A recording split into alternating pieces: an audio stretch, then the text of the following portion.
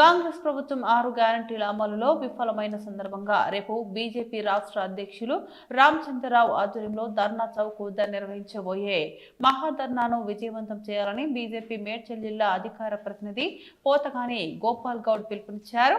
నాచారంలోని party కార్యాలయంలో ఏర్పాటు చేసిన విలేకరుల సమావేశంలో గోపాల్ గౌడ్ మాట్లాడారు.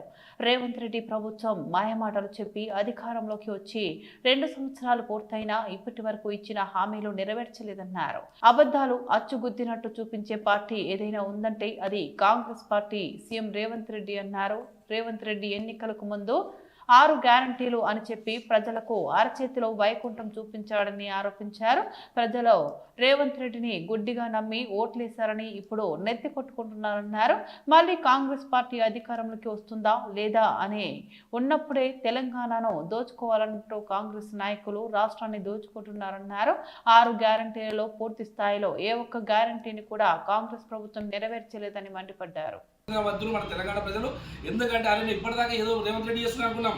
ఈ ఏడు వరకు నువ్వు సర్పంచ్ ఎలక్షన్ లేక సంవత్సరం అయిపోయి 2 సంవత్సరాలకు వస్తుంది. ఈ 2 సంవత్సరాల పాలన ఎట్లా జరుగుతుంది, ఏ రకంగా జరుగుతుంది అంటే దీనికి అర్థం సెంట్రల్ గవర్నమెంట్ ఫండ్ రాకపోతే ఇవాళ వరకు ఎలాంటి పథకం లేదు.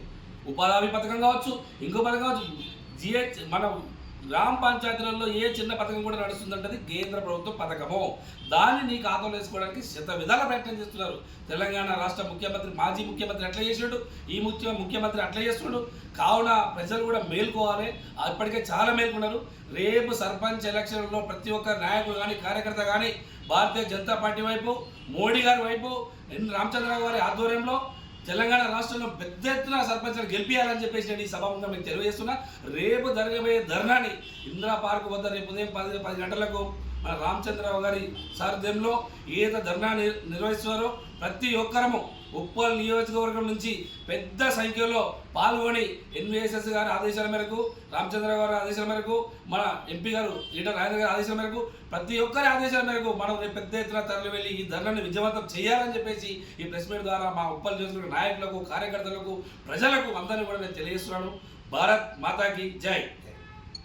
ఆదివారం 7 తారీఖు నాడు భారతీయ జనతా పార్టీ రాష్ట్ర అధ్యక్షుడు రామచంద్రరావు అన్నగారి ఆధ్వర్యంలో ఇందిరా పార్క్ వద్ద ఈ కాంగ్రెస్ ప్రభుత్వం ఎలక్షన్స్కి ముందించిన 6 గ్యారెంటీలు విఫలం కావడం, ఈ 2 నెలల నుంచి వారి పరిపాలన ఫెయిల్యూర్ గురించి రేపు నిరసన కార్యక్రమం, ధర్నా కార్యక్రమం ఇందిరా పార్క్ వద్ద కలదు.